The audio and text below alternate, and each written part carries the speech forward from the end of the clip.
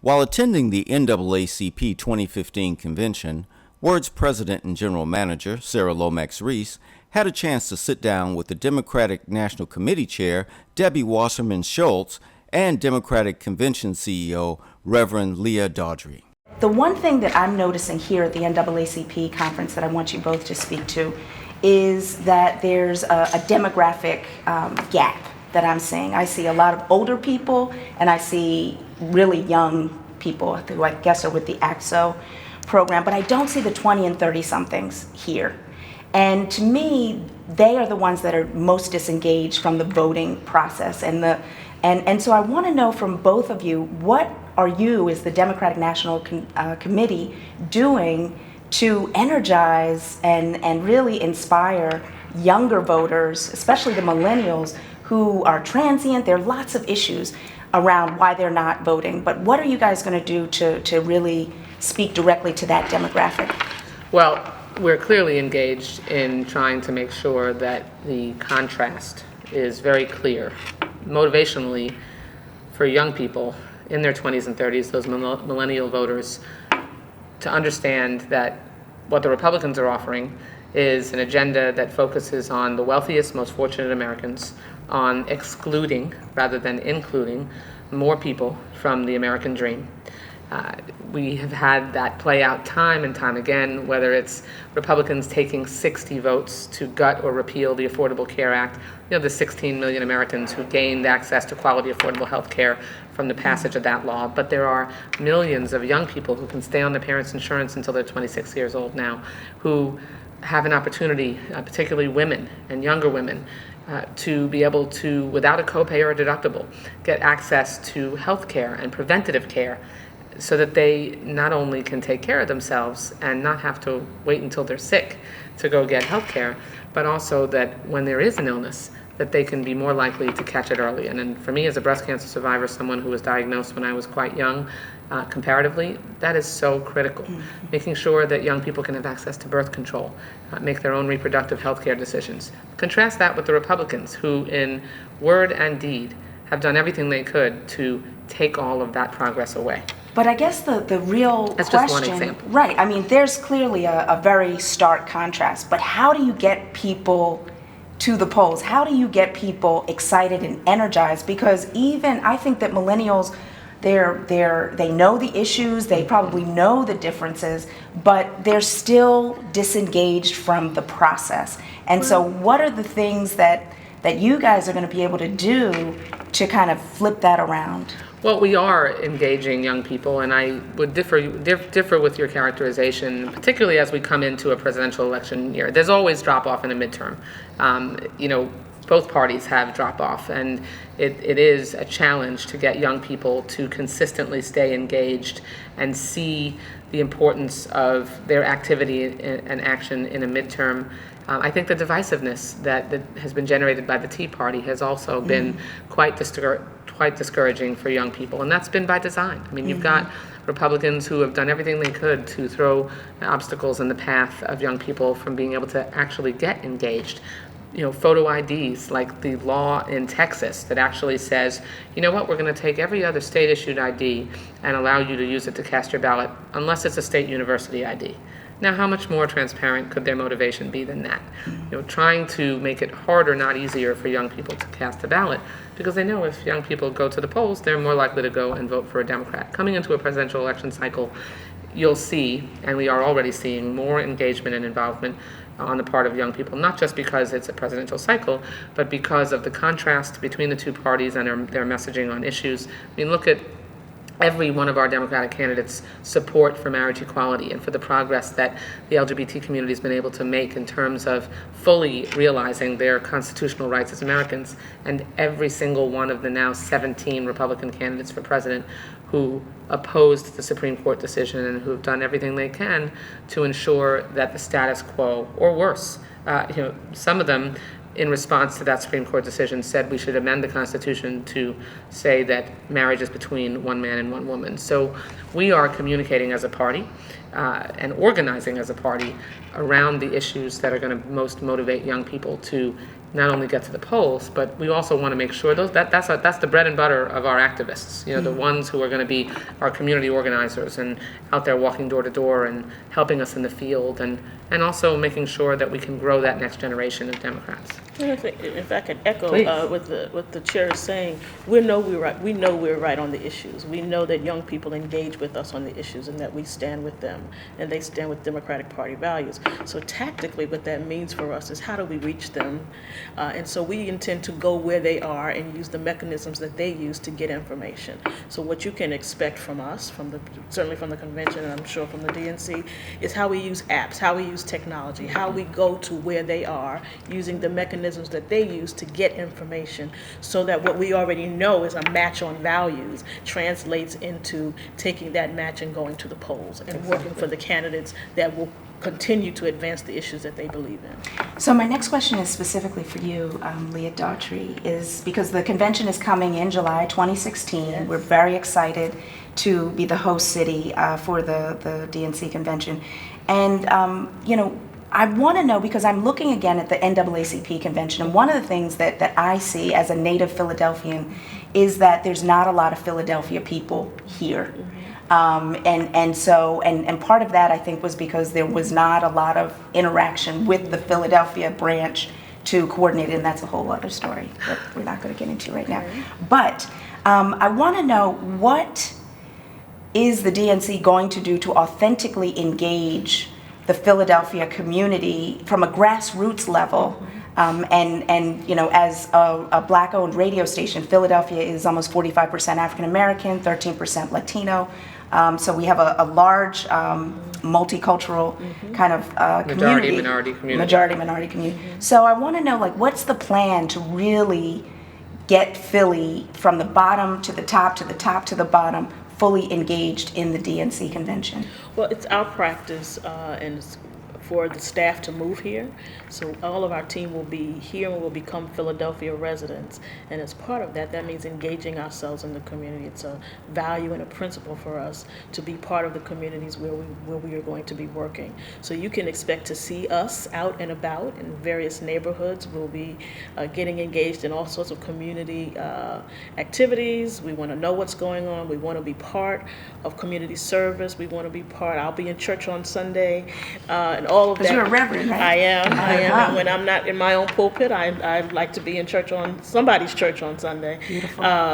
But beyond that, we will be looking for vendors. We'll be looking for opportunities. We will have open houses in our office so that people can come in. We really want to be reflective of the community where we work. We'll be hiring local people who help us navigate the community and know where we should be and know what the touchstones are. We're looking to engage Philadelphians in every level of the convention planning, whether they're vendors, whether they're staff, whether they're media, whether they're just folks, because this is our home for the next year, and we want to be we want to be good residents, and we want to be part of what's happening here.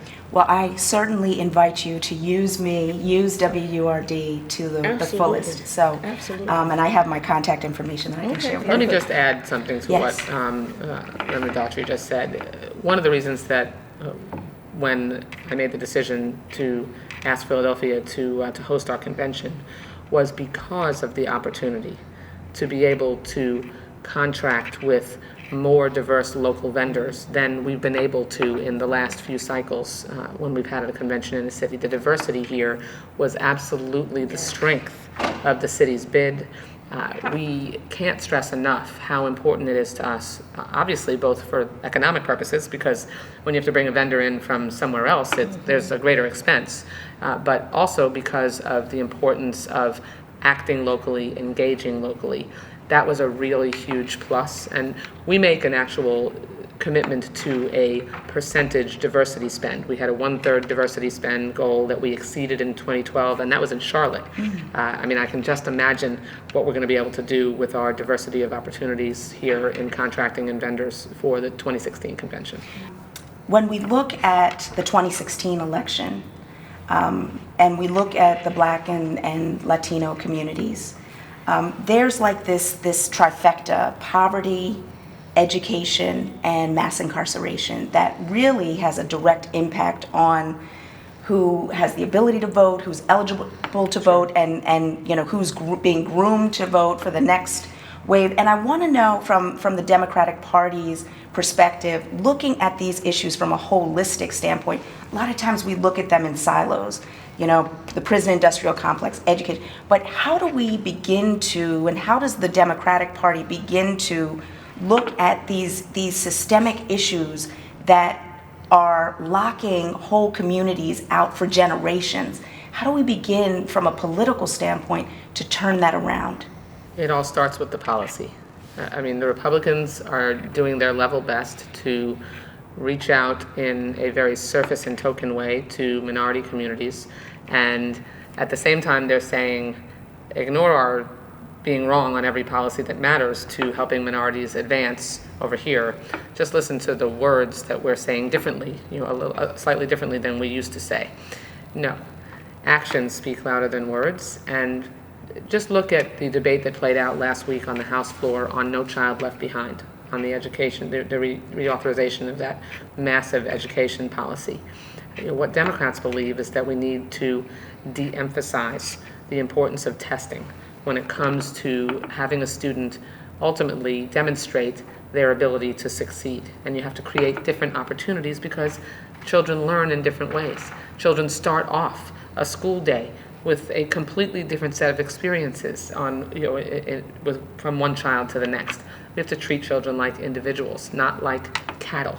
And unfortunately, the way the No Child Left Behind Act has been carried out under the original Bush administration, and then under the strictures of the existing law that President Obama was hemmed in by, try as he might to make improvements to it, we really have to make a difference and give a child more opportunities as early as possible to succeed on the path that they eventually choose in life. And when you start there, when you give a child an opportunity to succeed from the earliest stages of life in preschool, and give them an opportunity to attend a top quality preschool and get that education in the earliest stages of their brain development, no matter who they are or where they live, you're going to make it less likely that they enter the prison industrial complex and less likely that they go astray, more likely that they stay focused. And if you put support in place around that child and make sure that you give them every opportunity to succeed, you can't do it for them. You can't replace the parent. But every parent has a responsibility to take care of their own child. And I think that's something that is well understood, but not always well practiced, speaking as a parent. But we have to make sure that we aren't going the way the Republicans would like to take us, which is introducing legislation like so many Republicans have that says, well, let's drug test welfare recipients. Scott Walker, who announced for president today, actually put forward a policy that says we should drug test people on welfare. That smacks of racism and presumption and a complete and utter indifference and lack of recognition of where poverty stems from and what contributes to it. That's not the kind of person we need to elect president of the United States, and that's the contrast we're going to draw over the next 18 months.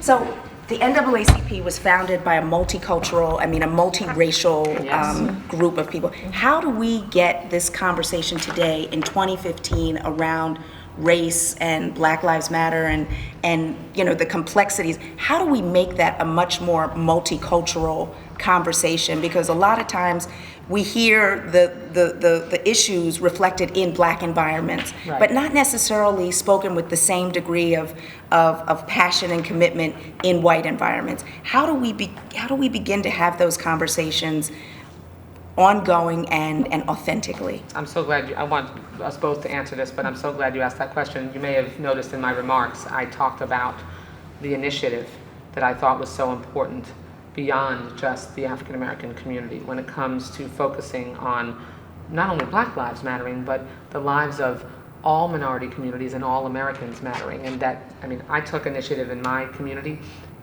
with Congressman Alcee Hastings, my colleague, who is in the neighboring district from mine, to ahead of having anything spiral out of control in our community. Obviously, there are communities in Florida that have had racial tension, that have had problems with police violence spiral out of control, but Before Trayvon Martin. yeah, well, I'm sure before Trayvon Before and Martin. after Trayvon But yeah, Martin. before and after Trayvon Martin, for sure.